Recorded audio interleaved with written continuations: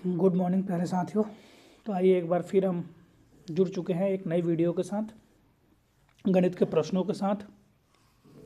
तो आइए आज हम लोग देखते हैं, बहुत ही शानदार 2-3 प्रश्न हैं, इसको सॉल्व करने का प्रयास करेंगे।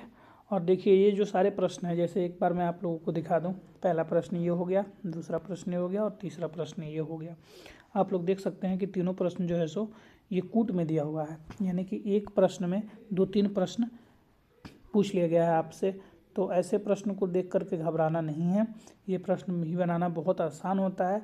प्रश्न तो आसान है ही, बस यही है कि एक प्रश्न में 2-3 प्रश्न आपको बनाना पड़ेगा, तो थोड़ा टाइम लेगा, टाइम टेकिंग होगा। तो आइए देखते हैं इसको कैसे बनाते हैं हम लोग। बाकी कुछ इसको देख करके हड़बड़ाना नहीं है, ज़्यादा कोई वो प्रश्न नहीं है। तो देखिए देखते हैं इसको। देखिए पहला प्रश्न क्या कह रहा है कि 12 संख्याओं का औसत 39 है, अंतिम 5 संख्या का औसत 35 है और पहली 4 संख्याओं का औसत 40 है और पाँचवीं संख्या छठी संख्या से 6 कम और सातवीं संख्या से 5 अधिक है। ये तो हो गया हमारा कथन दे दिया। अब इसके आधार पर निष्कर्ष पूछ रहा है। तब पूछ रहा है कि पाँचवीं और छठी संख्या जो होगी उसका औसत 47 होगा, छठी संख्या जो होगी क्या वो 51 होगी, और 3 नंबर में पूछ रहा है कि पाँचवीं और सातवीं संख्या का औसत जो होगा वो क्या 41.5 के बराबर होगा। तो यही हमसे पूछ रहा था। आइए पहले हम लोग कथन को सॉल्व करेंगे और उसके बाद इन सारी जो निष्कर्ष दिया हुआ है इसको हम लोग देख लेंगे कि हाँ ये वैरी कर रहा है कि नहीं कर रहा है। तो आइए हम लोग प्रश्नों को देखते हैं। ये प्रश्न बनाने से पहले मैं एक चीज़ आप लोगों को और बता दूं। एवरेज का प्रश्न है ये, तो एवरेज के विषय में मैं आप लोगों को थोड़ी सी बेसिक जानकारी दे दूं। जैसे एवरेज, औसत होता क्या है, एवरेज औसत होता क्या है, तो आप सभी को पता होगा पहले से, लेकिन फिर भी एक बार मैं आप लोगों को बता देता हूँ कि एवरेज क्या होता है। एवरेज बराबर होता है कि कुल संख्याओं का योग, कुल संख्याओं का योग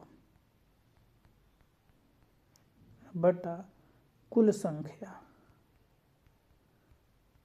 कुल संख्या। ठीक है, संख्याओं का कुल योग बटा कुल संख्या। ठीक है, एग्जाम्पल लेके एक और बता दे रहा हूँ आपको। जैसे मान लीजिए हमसे कहा जाए कि 2, 4, 8, 9, 6, मान लीजिए कहा जाए कि इसका औसत हमें निकाल के बताओ, इसका एवरेज बताओ। तो ऊपर क्या कहा गया कि कुल संख्याओं का योग। तो सबसे पहले सभी संख्या को हम लोग जोड़ लेंगे। कुल संख्याओं का योग का मतलब तो यही होता है ना कि सभी संख्याओं को जोड़ लेंगे। तो 2, 4, 6, 8, 6, 14, 14, 6, 20 और 20, 9, 29 हो जाएगा। और नीचे क्या करें, कुल संख्या। तो कुल संख्या हमारा कितना है, 1, 2, 3, 4 और 5, 5 संख्या हो गया। तो देखिए अब इसको कर लेंगे, 5 × 5 = 25 और 4 हो जाएगा, तो 5 × 8 = 40। तो ये हमारा कितना हो गया, 5.8 हो गया हमारा इसका एवरेज। तो एवरेज ऐसे ही निकालते हैं। तो इसी प्रकार ये जो कह रहा है ना कि 12 संख्याओं का औसत 39 होगा, तो वहीं 12 संख्याओं का कुल योग कर दिया होगा, बटा 12 से भाग कर दिया होगा, तो आपका आ गया होगा 39। ठीक है, तो अब देखिए, अब आते हैं एक चीज़ और मैं आपको और समझा देता हूँ, उसके बाद हम लोग आ जाएंगे अपने प्रश्न पे और प्रश्न को सॉल्व कर लेंगे। यहाँ तक तो आप लोग एवरेज के बारे में समझ गए कि एवरेज को मतलब कैसे निकालते हैं। ठीक है, अब आइए अब देखते हैं। जैसे मान लीजिए कि कह दिया कि किसी संख्या, जैसे मान लीजिए कह दिया कि 5 संख्याओं का एवरेज जो है सो, 5 संख्याओं का एवरेज जो है सो ये 40 है। ठीक है, 40 है।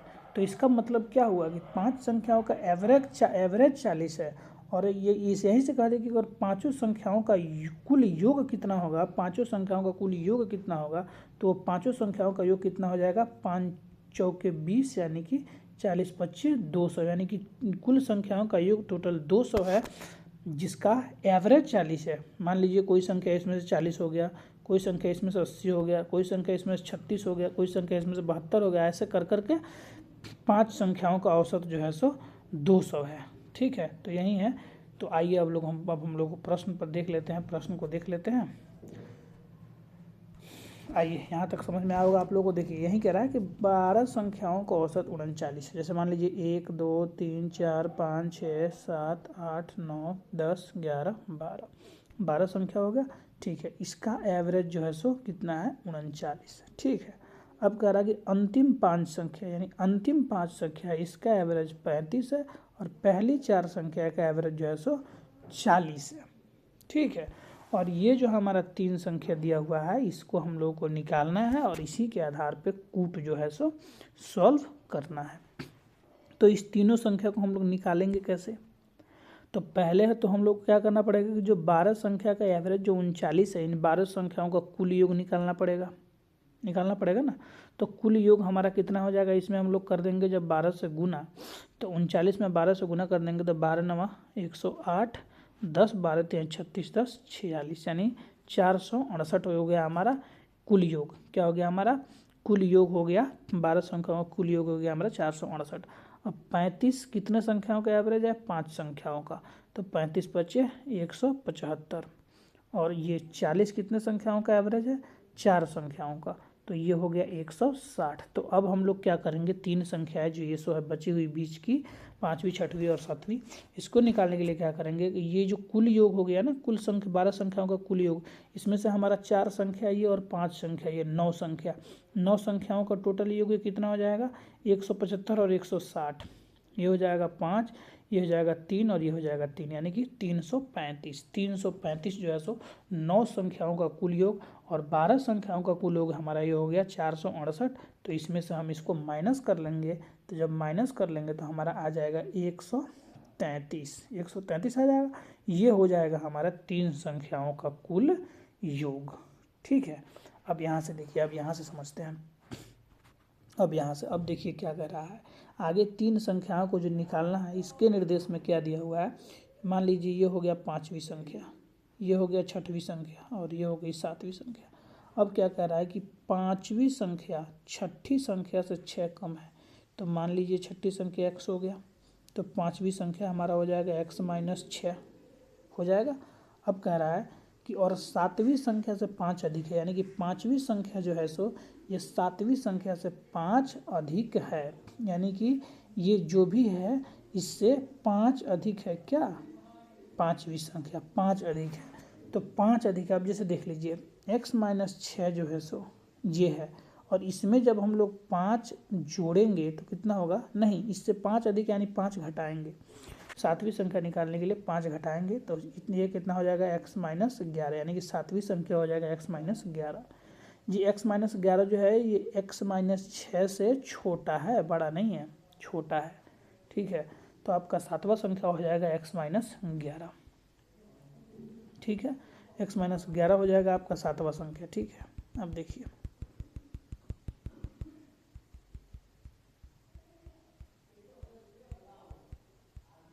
आइए, ये हो गया x - 11। समझ में आ गया यहाँ तक। इस 7वीं संख्या जो है सो ये 5वीं संख्या से 5 कम है, या 5वीं संख्या 7वीं संख्या से 5 अधिक है। और अब इन 3 संख्याओं का कुल योग कितना है, 133 है। इन संख्याओं का कुल योग कितना है, 133 है। तो इसको हम लोग जब जोड़ लेंगे तो ये क्या हो जाएगा, 1x 2x 3x, ये हो जाएगा 3x। अब माइनस 6 और 11 17 इज इक्वल टू 133 हो जाएगा। तो इधर हो जाएगा 3x बराबर में 133 और इधर 17 इधर चला जाएगा तो 150 हो जाएगा, हो गया। अब यहाँ से हम लोग का निकल के आ जाएगा x बराबर कितना, 50। x बराबर कितना निकल के आ जाएगा, 50। जब x बराबर 50 निकल करके आ जाएगा, जब x बराबर 50 निकल कर आ जाएगा तो 6ठी संख्या हो जाएगा 50, 5वीं संख्या हो जाएगा 50 - 6 यानी कि x - 6 बराबर 44, और 7वीं संख्या हो जाएगा x - 11 यानी 50 - 11 39। हो गया, यहाँ तक समझ में आ गया होगा। तो हमारा 5वां 6ठा और 7वीं संख्या जो है सो निकल गया, 5वीं 6ठी और 7वीं संख्या जो है सो हमारा निकल गया। आइए यहाँ देखते हैं, देखिए तो हमारा 5वीं 6वीं और 7वीं संख्या निकल गया। तो हमारा 5वीं संख्या कितना है, 44 है, 40 नहीं है, 44 5वीं संख्या, 6ठी संख्या हो गई 50 और 7वीं संख्या हो गए 39। अब देखिए, अब इस आधार पे हम लोग जो है सो क्वेश्चन जो है सो सॉल्व कर सकते हैं। हम लोग अब निष्कर्ष को सॉल्व करते हैं। अब देखिए निष्कर्ष क्या कह रहा है। निष्कर्ष कह रहा है कि पाँचवीं और छठी संख्या का औसत, पाँचवीं और छठी संख्या का औसत, पाँचवीं और छठी संख्या का औसत 47 होगा। तो पाँचवीं और छठी संख्या ये हो गया, दोनों को जोड़ देंगे तो 44 और 50 94 बट्टे में 2 एवरेज निकालना मैंने आपको बताया है। तो ये हो जाएगा 47, यानी कि पहला जो है सो कथन हम लोगों का सही है। दूसरा कथन कह रहा है कि छठी संख्या क्या 51 होगी, तो नहीं, आप लोग देख सकते हैं कि छठी संख्या हमारा 51 नहीं बल्कि छठी संख्या 50 है, तो इसलिए दूसरा कथन हो जाएगा हमारा गलत। तीसरा कथन कह रहा है कि पाँचवीं और सातवीं संख्या का औसत 41.5 होगा कि नहीं। तो पाँचवीं संख्या ये है और सातवीं संख्या ये है, दोनों को जोड़ लेंगे तो ये कितना हो जाएगा, 83 हो जाएगा। भट्टे में 2 कर देंगे तो हमारा हो जाएगा 4, 1 और 5, 41.5, यानी कि तीसरा कथन भी हमारा जो है सो सही है। तो यहाँ से हमारा 1 और 3 कथन सही हो रहा है और दूसरा कथन गलत हो रहा है। तो देखिए हमारा आंसर क्या है, 1 और 2 सही है, 3 गलत है, ये तो नहीं होगा। 1 और 3 सही है और 2 गलत है, तो हमारा ऑप्शन नंबर बी जो है सो ये सही उत्तर हो जाएगा। तो आशा करते हैं कि आप लोग बहुत अच्छे से समझे होंगे प्रश्न को। आइए अगले प्रश्न को हम लोग देखते हैं कि अगला प्रश्न क्या कह रहा है। देखिए इस प्रश्न में कह रहा है कि एक वस्तु को 25% के लाभ पर बेचा जाता है यदि क्रय मूल्य 20 रुपया तथा विक्रय मूल्य 10 रुपया कम होता है, यानी क्रय मूल्य में 20 रुपया कम होता है, यानी जो वस्तु हम खरीदे हैं उसे 20 रुपया कम में खरीदे थे और विक्रय मूल्य 10 रुपया कम होती, यानी कि जितने रुपए में हम वस्तु बेचे हैं उसे 10 रुपये कम में बेचते, तो हमारा लाभ जो है सो ये 5% बढ़ जाता है, यानी कि 25% के बदले 30% हमारा लाभ होता है। तो आइए इस प्रश्न को हम लोग ऑप्शन से भी बना सकते हैं और बेसिक से भी जा सकते हैं। तो पहले आइए बेसिक से ही देख लेते हैं, उसके बाद ऑप्शन से भी हम आप लोगों को सॉल्व करके दिखा देंगे। तो आइए देखते हैं क्या है कि लाभ कितना है, 25%। 25% लाभ है, यानी मान लीजिए 100 रुपया है तो 125 रुपया में बेचा गया है, तो लाभ 125 है। ठीक है, अब इसका तो हम तो ऐसे बता सकते हैं कि 25% बराबर 1/4, तो ये हो गया CP 4 और ये हो गया प्रॉफिट 1।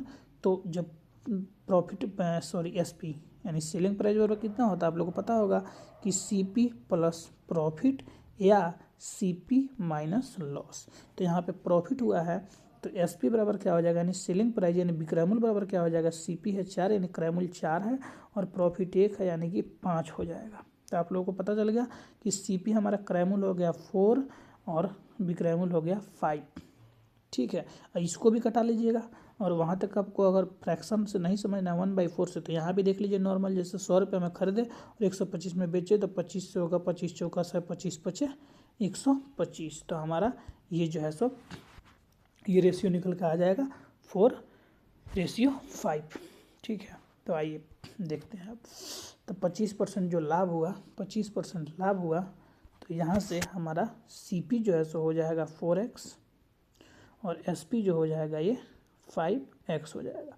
अब क्या कह रहा है कि क्रय मूल्य में 20 रुपया कम किया जाए, यानी कि ये क्रय मूल्य जो है सो इसमें 20 रुपया कम करेंगे तो ये हमारा हो जाएगा 4x माइनस 20। और ये कह रहा है कि इसमें जो है सो हम लोग 10 रुपया कम करेंगे, SP में ये SP है और ये CP है, इसमें 10 रुपया कम करेंगे यानी कि 5x माइनस 10। तो अब क्या होगा कि लाभ जो है सो ये 5% अधिक हो जाएगा, यानी पहले 25% था या 5% अधिक हो जाएगा यानी कि 30% हो जाएगा। तो ये तो हो गया CP, तो इसी का तो 30% जब लाभ होगा यानी कि 130% बराबर कितना हो जाएगा, ये हमारा हो जाएगा। यही तो कह रहा है ना कि ये जो 20 रुपये घटाने के बाद और विक्रय मूल्य में 10 रुपये घटाने के बाद 30% लाभ हो जाता है, यानी कि ये जो CP है इसका 130% जो है सो ये 5x माइनस 10 के बराबर हो जाएगा। ठीक है, यहाँ तक आप लोगों को समझ में आ गया। तो आइए अब इसको भी अच्छे से सॉल्व कर लेते हैं, उसके बाद आगे बढ़ेंगे। देखिए हो गया। अब आइए दूसरा कलर ले लेते हैं। आइए अब 0 से 0 काट देंगे और इसको अब गुना कर देंगे। तो आपको पता है कि इसका इससे गुना हो जाएगा और 10 चला जाएगा इधर तो इससे गुना हो जाएगा। आइए तो 13 से करेंगे, 13 चौके 52x माइनस 13 दूनी 26 260 is equal to 50x minus का 100। अब इसे सॉल्व आप लोग सब लोग कर सकते हैं। 50 आ जाएगा इधर, 50x को 52x में से ले जाएंगे तो 2x हो जाएगा, और 260 इधर जाकर हो जाएगा माइनस 260 प्लस हो जाएगा, तो इधर हमारा 160 आ जाएगा। तो हमारा x का वैल्यू निकल के आ जाएगा 80। x का वैल्यू हमारा जब 80 निकल के आ जाएगा तो ये जो हमारा CP है, ये CP कितना हो जाएगा, 4 × 80 बराबर 320 आ जाएगा। और हमारा SP जो पहले से 5x है, ये पुराना SP है जो 5x है, ये कितना हो जाएगा, 8 × 5 = 40 यानी कि 400 हो जाएगा। तो हमारा CP और SP निकल के इतना आ गया, 400 आ गया। अब टोटल देखिए, ये हमारा CP SP निकल गया। अब देखिए, अब प्रश्न को सॉल्व करते हैं।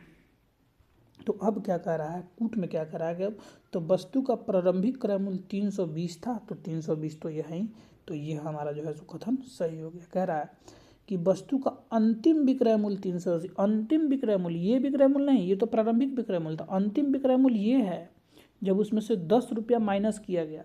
तो अब आप लोग बताइए कि 400 जो प्रारंभिक विक्रय मूल्य था, इसमें से 10 रुपया माइनस करेंगे तो ये 390 हो जाएगा ना अंतिम विक्रय मूल्य। लेकिन ये क्या कह रहा है कि 380 है, तो ना, ये हो गया कथन हमारा गलत। तो 2 नंबर कथन जो है सो हमारा गलत हो गया। ठीक है।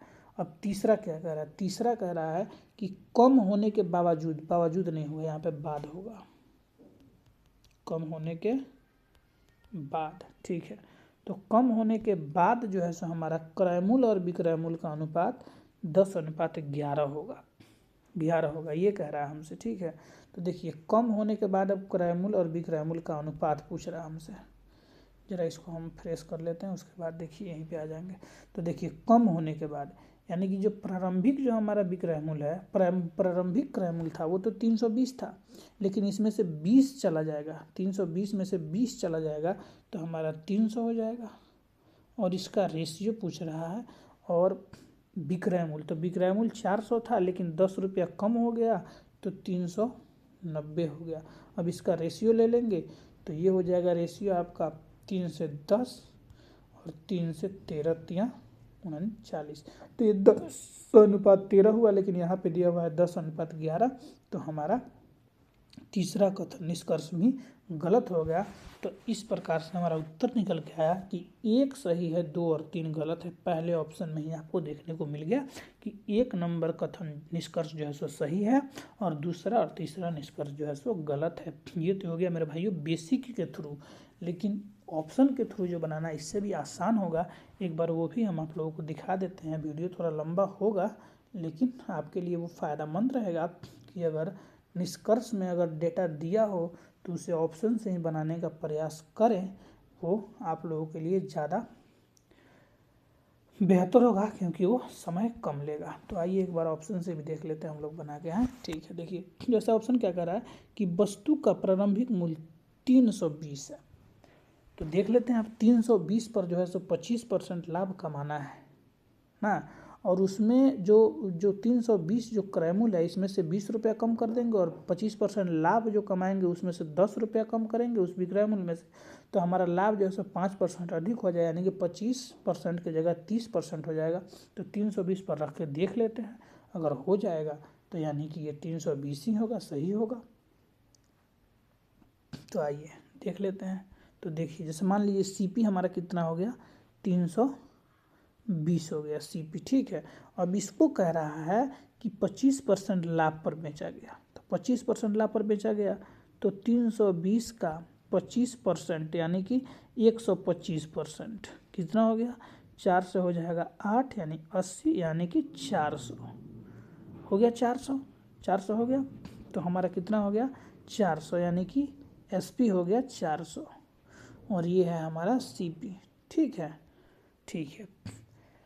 तो अब देख लीजिए, 320 हो गया और 400 हो गया। ये तो हमारा 25% लाभ जो है सो ये पहले से ये प्रश्न में दिया हुआ है।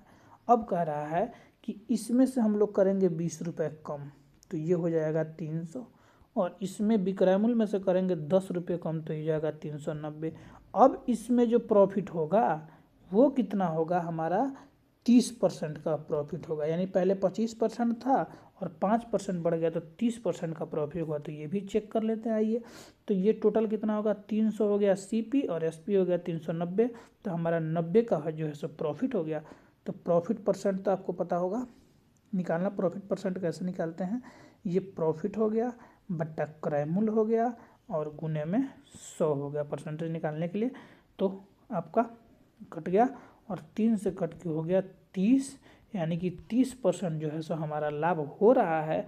तो इसका मतलब कि ये जो पहला है 320, ये क्रय मूल्य 320 वैरी कर रहा है, यानी कि पहला कथन सही है। तो देखिए कितने आसानी से सॉल्व हो गया, बेसिक नहीं है, ये ऑप्शन के थ्रू जाने से ऐसे सॉल्व कर सकते हैं। तो पहला कथन तो हमारा सही हो गया। अब देखिए अब दूसरा कथन क्या कह रहा है, दूसरा कह रहा है कि वस्तु का विक्रय मूल्य अंतिम विक्रय मूल्य 380 था। तो देख लीजिए प्रारंभिक विक्रय मूल्य था हमारा था 400, लेकिन 10 रुपया कम कर दिए तो अंतिम विक्रय मूल्य तो हो गया 390, लेकिन ये क्या कह रहा है 380।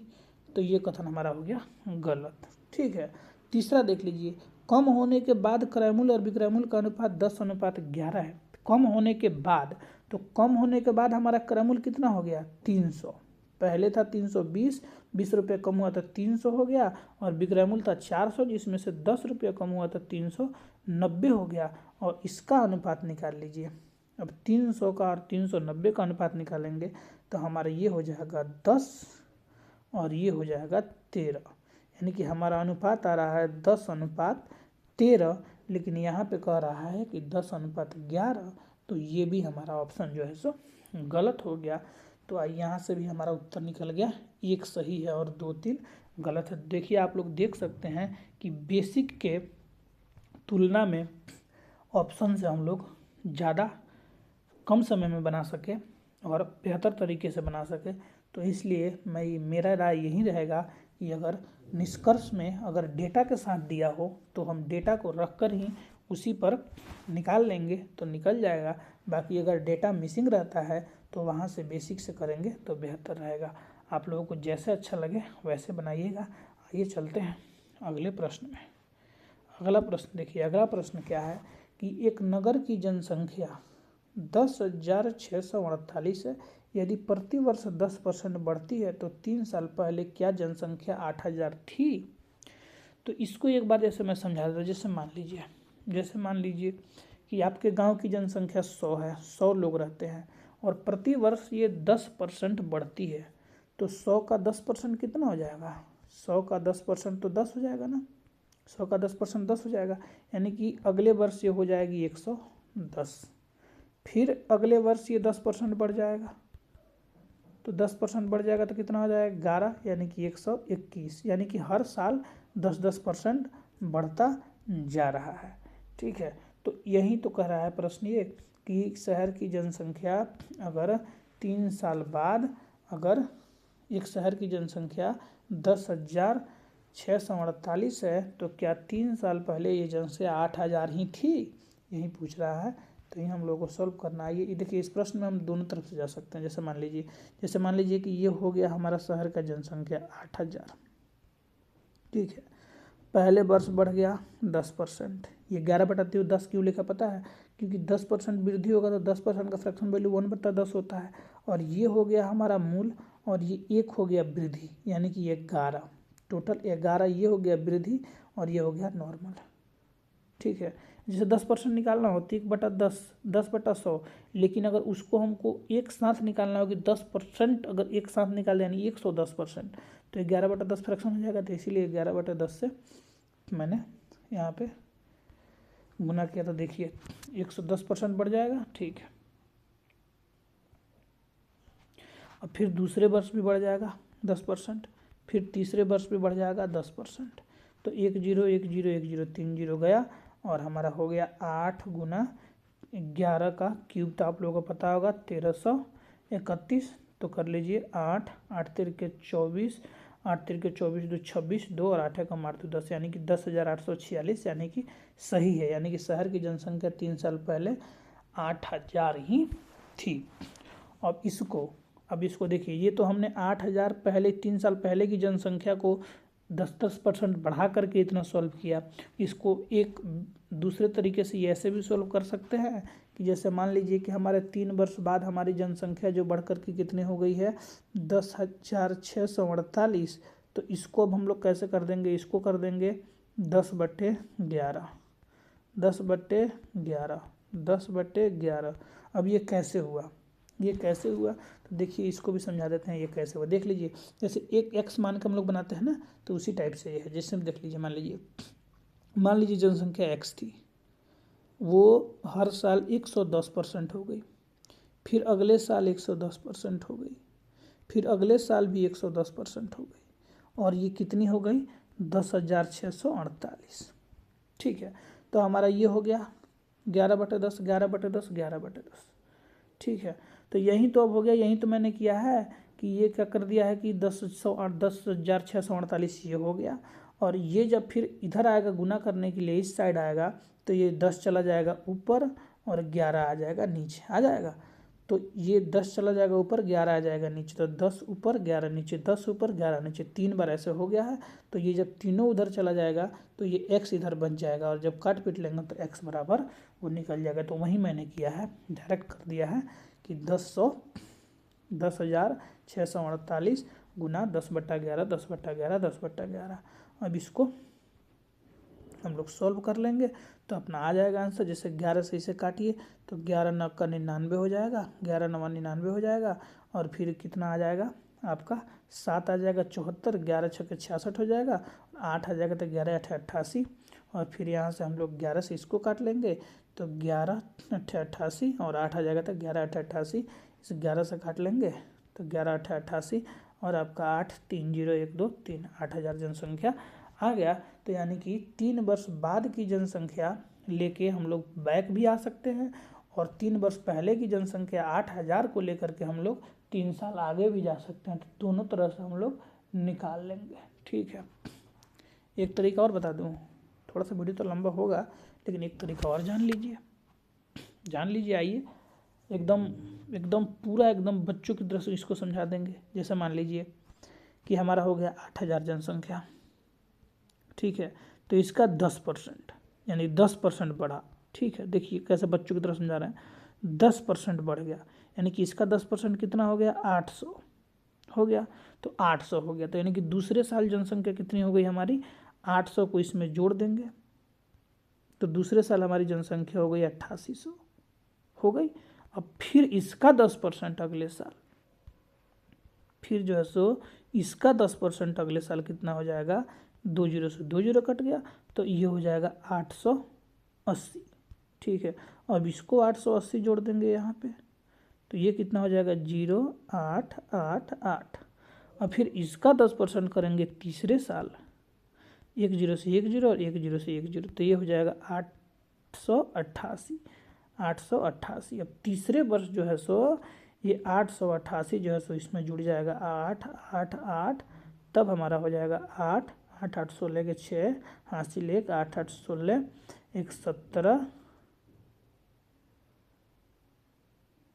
888 इसमें जुड़ेगा ना 10%, तो इसका 800, ये 800 जीरो हो जाएगा, ये 8 8 हो गया, यहाँ से फिर 0 हो गया, 8 हो गया, 8 8 16, सॉरी यहाँ ऐसे नहीं होगा, यहाँ पे सॉल्यूशन गड़बड़ हो गया। यहाँ पे देखिए, यहाँ पे हमारा 8 नहीं होगा, यहाँ पे हमारा 8 नहीं होगा, यहाँ से गड़बड़ हो गया। देखिए हाँ, ये यहाँ, हाँ जैसे यहाँ पे 880 हुआ तो ये 0 हो गया, ये हो गया 8, और ये 8 8 16, और ये 8 और 1 9, 968 हो गया। अब यहाँ पे हम लोग क्या करेंगे, यहाँ पे हम लोग करेंगे फिर अगले साल 10% बढ़ाएंगे। तो जब अगले साल 10% बढ़ाएंगे तो ये 0 1 0 1 0 1 0 यानी कि 968 हो जाएगा। 968 दूसरे साल तीसरे साल बढ़ जाएगा, और 968 को अब इसमें हम लोग कर देंगे ऐड, और 968 को जब हम लोग ऐड कर देंगे तो ये हो जाएगा 8, ये हो जाएगा 4 हासिल 1, 9 6 15 1 16 हासिल 1, और 9 1 10, यानी 10,648 हमारा आ गया। तो तीनों तरफ जैसे ये देखिए कितना आसान हो गया, बच्चों की तरह, बिल्कुल बच्चों की तरह, बिल्कुल आसान तरीक़ों से 8,000 का 10% एक साल बढ़ा, तो 800 हुआ, फिर उसको जोड़ दिए तो 8800 हो गया, दूसरे साल उसका 10% बढ़ा 880 बढ़ा, और उसको जोड़ दिए तो 9680, और इसका 10% तीसरे साल 968, और इसमें 968 जोड़ दिए तो हमारा 10,648 आ गया। तो देखिए 3 तरीक़ों से मैंने पहले निष्कर्ष को बता दिया है, ठीक है, 3 तरह से बता दिया है पहले निष्कर्ष को। अब आइए दूसरे निष्कर्ष पे चलते हैं कि दूसरा क्या कहता है। ओह,